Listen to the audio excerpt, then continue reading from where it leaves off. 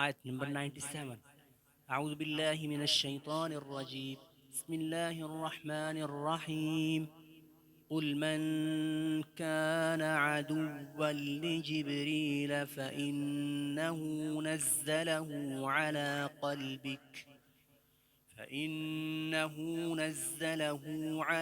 قلبك بإذن الله مصدقا لما بين يديه وهدى وبشرى للمؤمنين.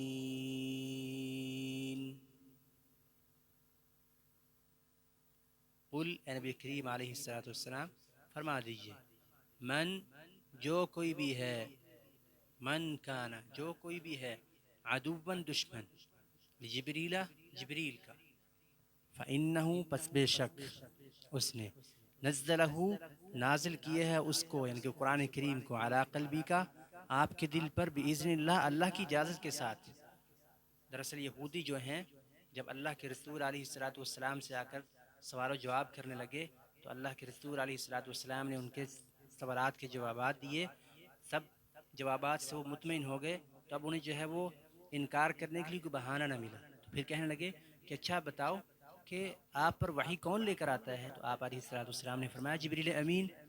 تو پھر کہنے لگے کہ جبریل تو جو ہے وہ ہم پر عذاب لے کر آتا رہا ہے، لہٰذا ہم جو ہے وہ آپ پر ایمان نہیں لے کر آتے. تو یہ دیکھیں کس قدر جو ہے ان کا کفر تھا، ان کے پہچان، حق کو پہچان لینے کے باوجود جو ہے وہ جبریل سے دشمنی رکھ لی.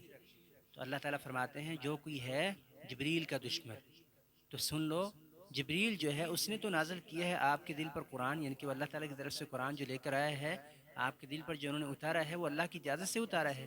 مصدقاً وہ تصدیق کرنے والا ہے، لما اس کی بین یدیہ جو اس کے سامنے ہے، وہدن اور وہ ہدایت ہے، وبشرا اور خوشخبری ہے، للمؤمنین مومنوں کے لیے.